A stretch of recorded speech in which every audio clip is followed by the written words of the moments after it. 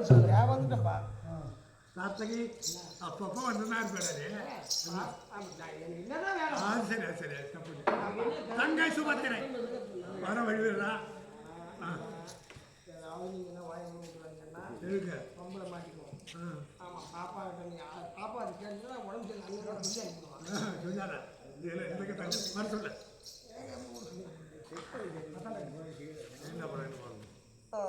சண்டை வர சொன்னாரா?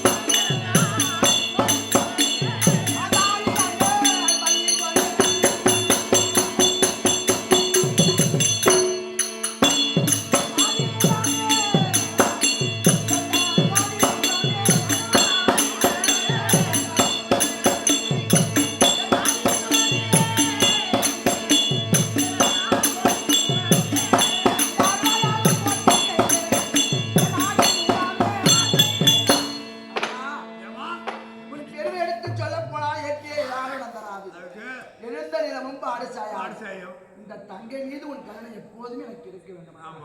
அண்ணா கண்ணா கருணை தாரையா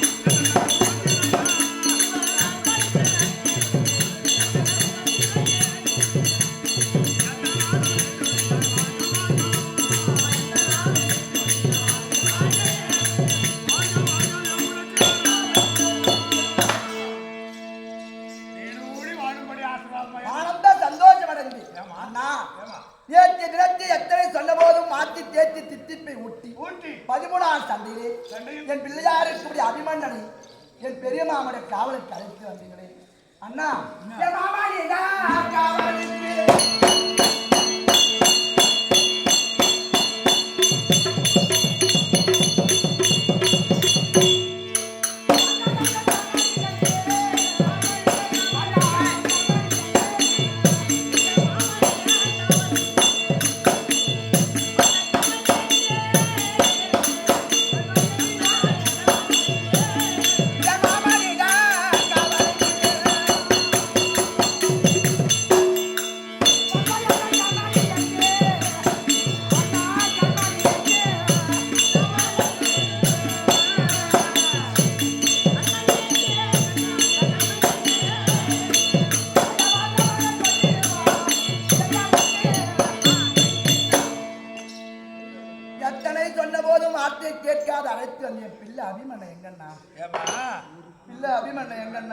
சண்டை நடக்கக்கூடியது யாருடைய சண்டை? யாருடைய சண்டை இப்ப நடக்கிறது? பாண்டவருக்கும் கௌரவருக்கும். பாண்டவர் உங்களால் தானே? ஆமா. காவல் வச்சது யார? தர்மராஜ காவலுக்கு அழைத்து வந்த என் பிள்ளை அபிமன்யு எங்கன்னா? நீ தானே கூட்டி இருப்பன? ஆமா. நீ தானே இட்டு போன? இல்ல அபிமன்யு.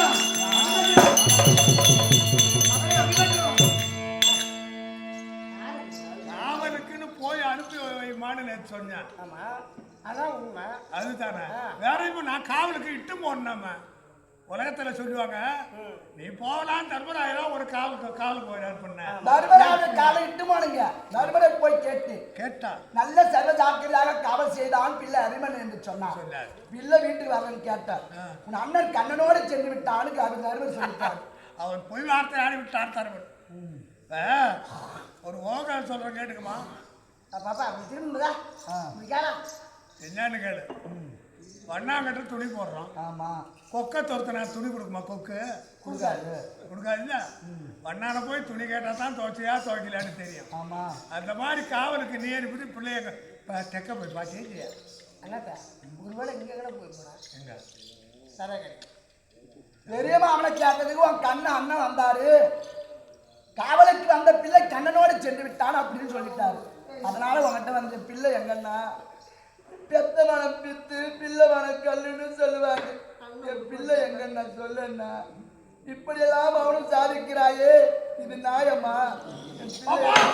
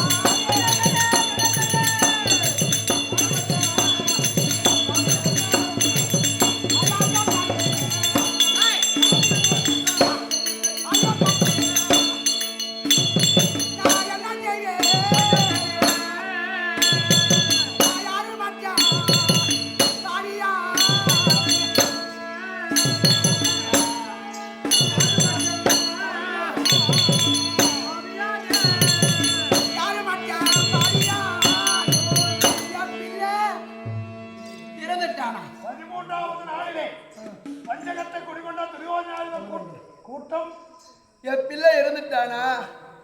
என் பிள்ளை உயிரோடு இல்லையா? ஐயோ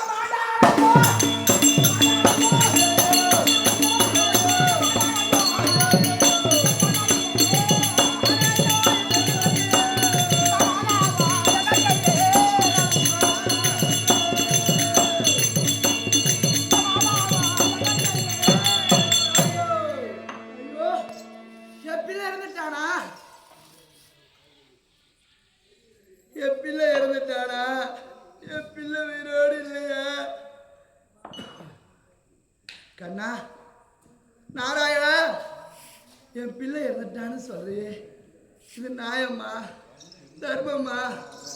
ஐயோ ஐயோ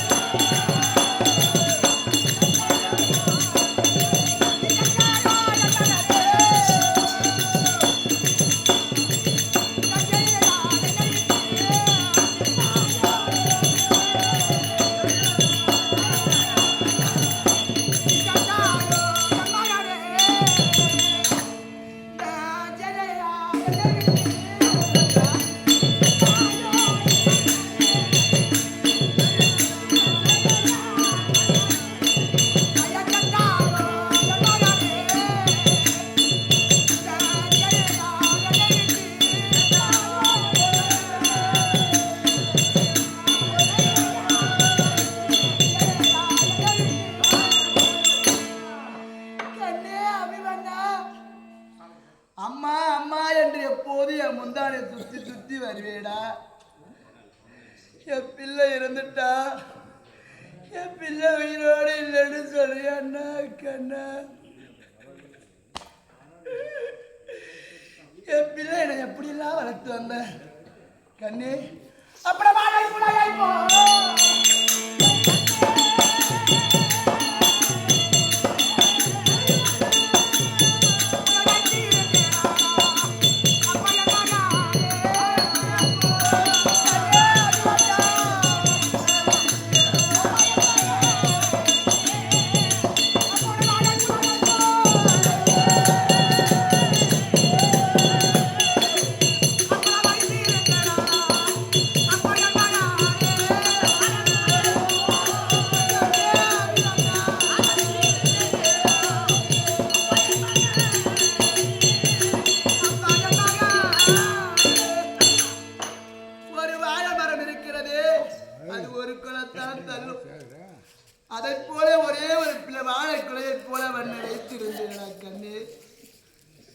ஒரு பிள்ளை பெத்தது உயில சோறு, 4 பிள்ளை பெத்தது நடுத்தர சோறுன்னு சொல்லுவாங்கடா.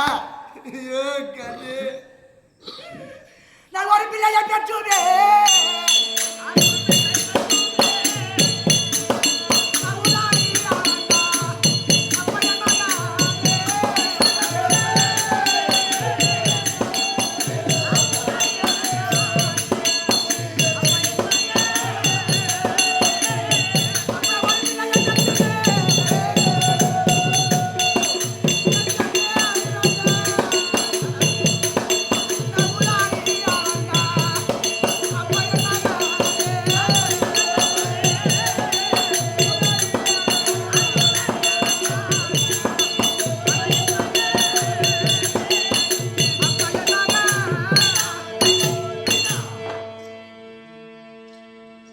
ஒரு பானை சோத்துக்கு ஒரு சோறு பதன்னு சொல்லுவாங்கடா.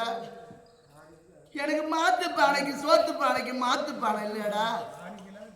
இந்த பிள்ளை இல்லைன்னா இன்னொரு பிள்ளை இருக்கான் அப்படின்னு போய் கூப்பிடுறது. எனக்கு வேற பிள்ளை இல்லையடா கண்ணே. அபிமன்னா கண்ணே, எப்படியெல்லாம் உன்னை வைத்து வளர்த்தேடா. 10 மாசம் 300 நாசம் வந்து இந்த பெத்த அங்க எனக்கு 10 எறியுதுடா. எனக்கு கஷ்டமாயிராது.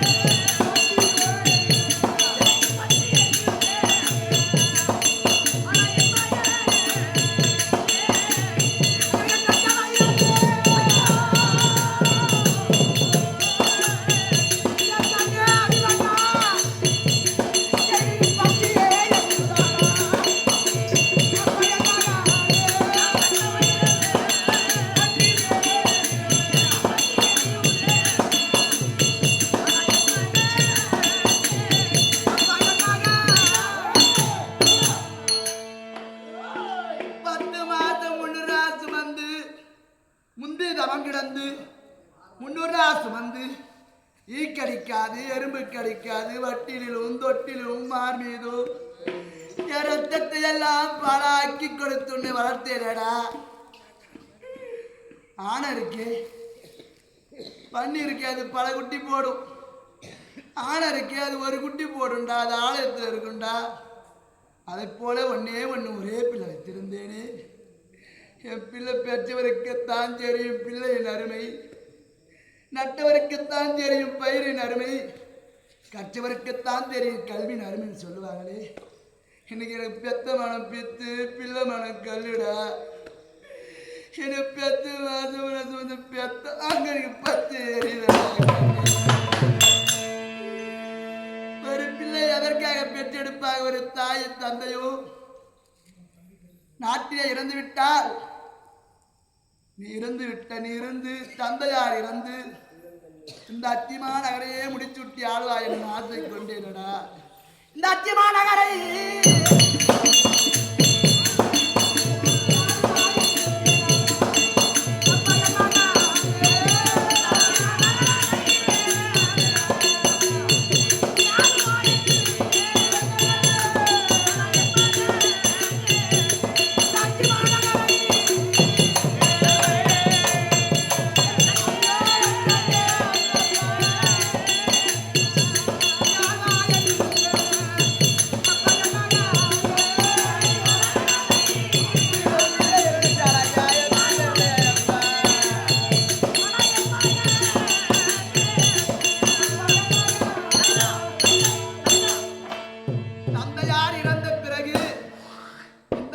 முடிச்சுட்டி ஆளா என்று நான் எப்படியெல்லாம் எண்ணம் கொண்டிருந்தேனடா. எப்போது பார்த்தாலும் அம்மா அம்மா அம்மானு என் முந்தானை பிடிச்சி சுத்தி வருவேடா கண்ணு அபிமன்னா. இனிமே என்ன யாருடா அம்மானு கூப்பிட போறாங்க? இனிமே யாருடா என்ன அம்மானு கூப்பிட போறாங்க? ஐயோ, நான் போகாதடா எத்தனை வயசு எடுத்து வச்சேடு. அம்மா, பெரிய தந்தை காவலுக்குத்தான் நான் செல்கிறேன் தவிர நான் வேற எதுக்கும் செல்லலாமா, நான் போய் சர்வ ஜாகிரதையா வரணும்னு சொல்லிட்டு போனேடா. எனக்கு மாத்தி தேத்து தேத்து வச்சு கண்ணு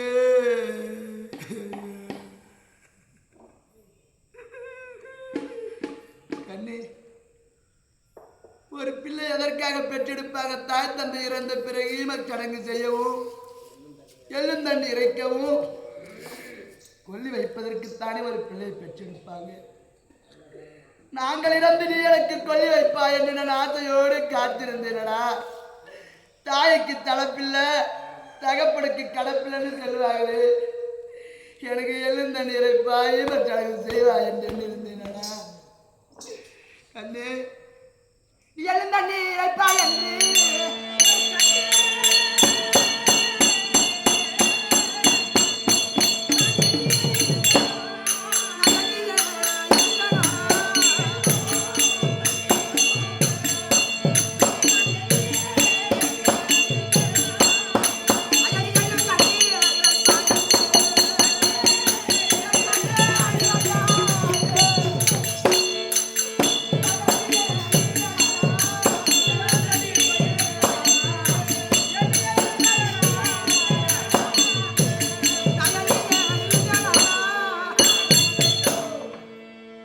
எழுந்தண்ணி இறைப்பா என்று நான் எண்ணி இருந்தேனடா. என் ஆசையெல்லாம் நிறைய ஆசையாகிவிட்டு நீ சென்று விட்டாயே கண்ணே. என்னடா பண்ணுவனால?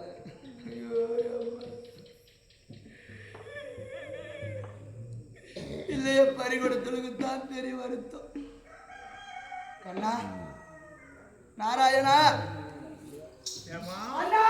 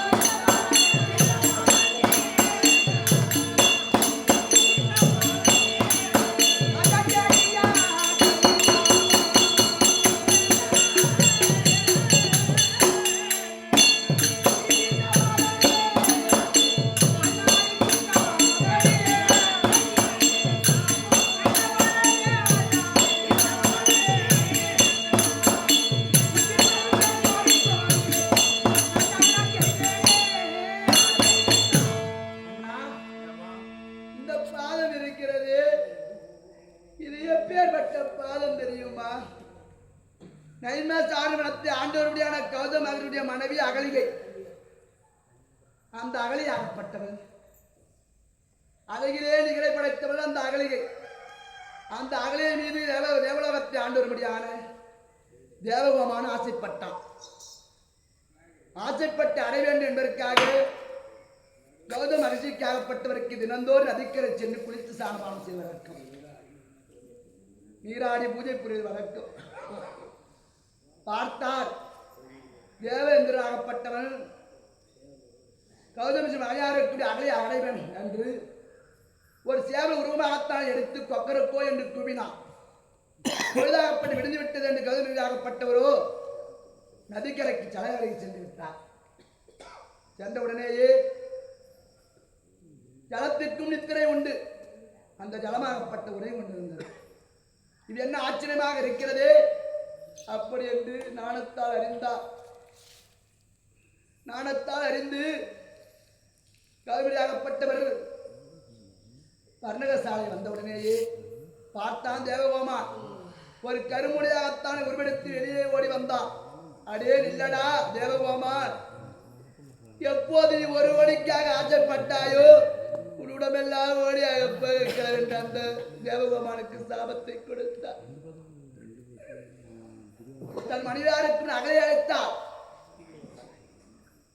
அம்மா, தன் கணவன் தான் என்று தெரியாது, மாற்றான் என்று தெரியாது, எப்போது நீ ஒரு கல்லாக ஒருவனுடைய கூடி கலந்தாயோ நீ கல்லாக போவது என்று சாபத்தை கொடுத்தார். என் சாபம் எப்போது தீரும் என்று அகலை கேட்டார். தசரத சக்கரவர்த்திக்கும் போது ராஜ்யாவுக்கு ராமனாக பிறந்து ஜனகமகாராஜன் மனைவியாக ஜனகராஜனுடைய மகளாக இருக்கும்படியான ஜானகியை மனம் செய்தவர்கள் அப்போது என் பாதமாகப்பட்டது உன் கல்வியிலே பற்றி நீ சுய உருவத்தை அடைவா என்ற அந்த அகலைக்கு கையெடுத்தாயே. அப்பேற்பட்ட பாதம் அண்ணா பாதம். அது மட்டுமா அண்ணா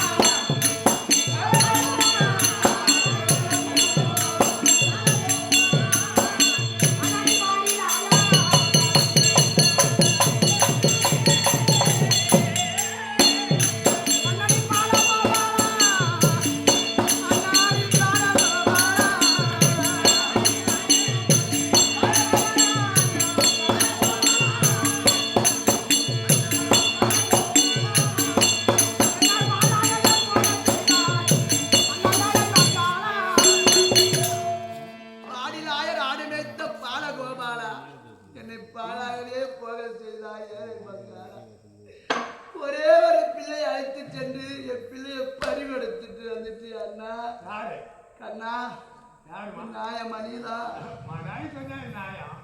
பிள்ளைய பறிவெடுத்ததுக்கு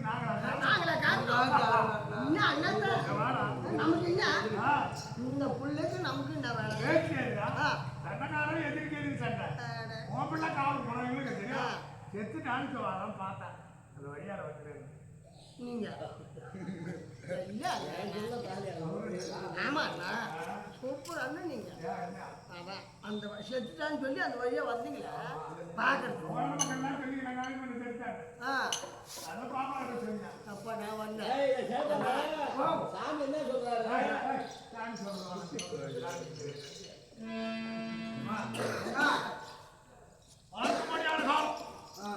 நேற்றோடு நடந்த 13வது நாளிலே பிள்ளையாகத்தாரத்தை கிடக்கூடிய விமுன்னன் இறந்து விட்டான். அப்படி என்று நீ அழுது கண்ணு சந்தேகமாகத்தாரத்தை கிடக்கிறாய். ஆமா நீ வாடி தவிக்காதமன்னு சொல்றியா? வாடி உலகத்துல தவிச்சா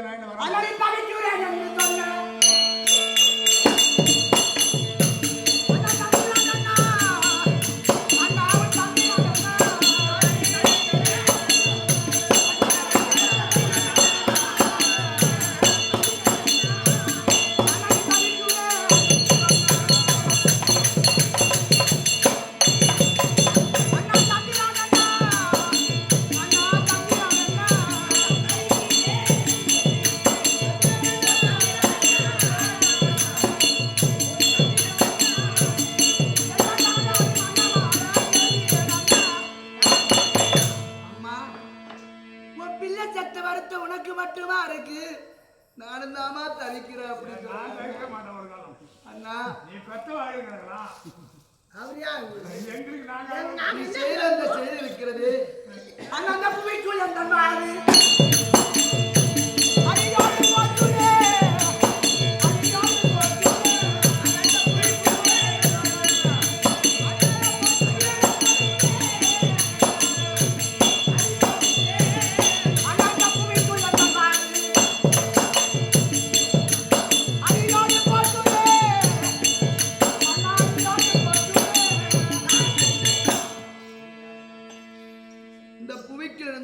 இருக்கிறது இந்த காரியம் இருக்கிறது அந்த புராண சம்பத்தெல்லாம்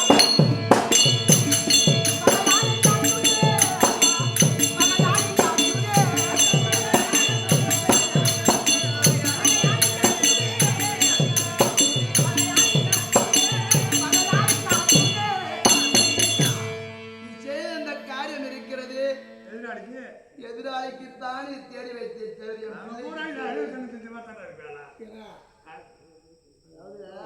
ஒரு பழமொழி சொல்லுவாங்க கொஞ்சம் நாடி இருக்க சொல்ல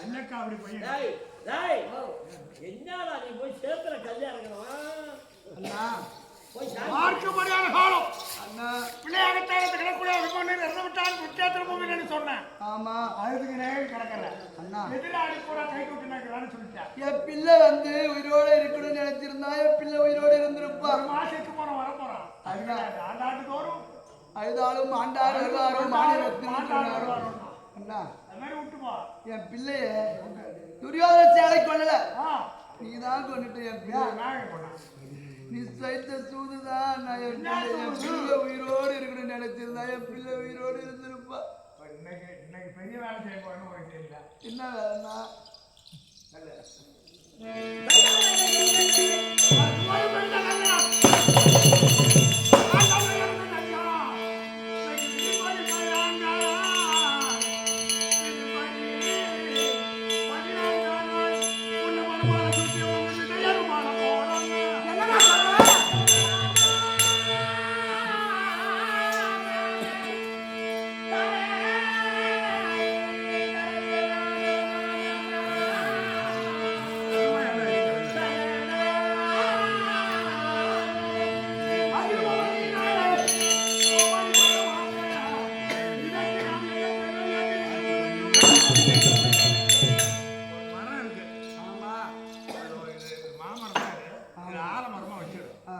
இந்த ஆலமரத்துக்கு என்ன முக்கியம்?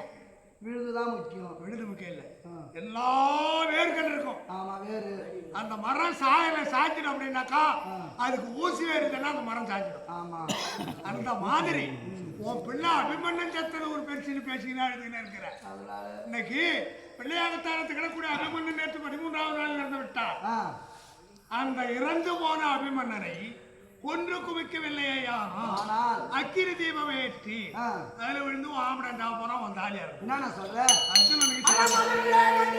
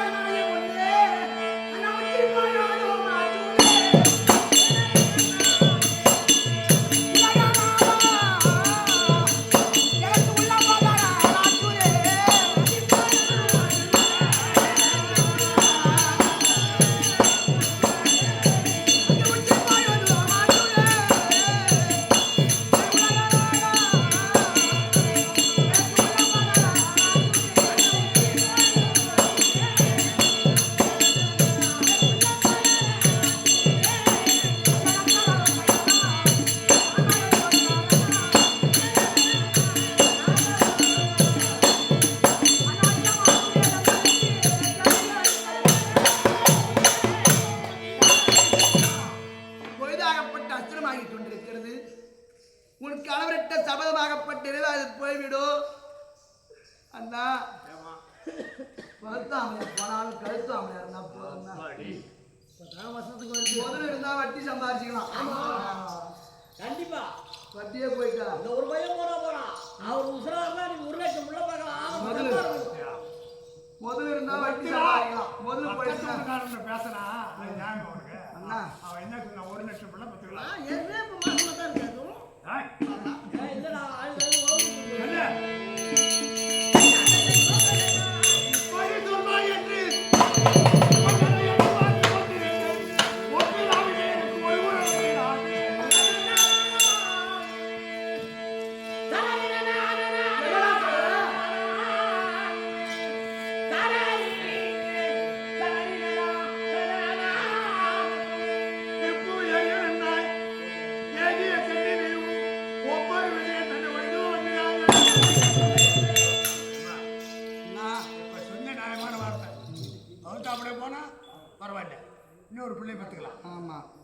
கழுத்தாமட தாலி கட்ட கூடாதுன்னா பிள்ளை பார்க்க முடியாது. முடியாது அண்ணா. போனா போதும் அப்படின்னு சொல்லிட்டேன். ஆமா. நீ போய் நேற்று இட்ட சபதத்தை ஈடேற்றுவதற்காக அவன் எதிர்பார்த்து கொண்டிருப்பான்.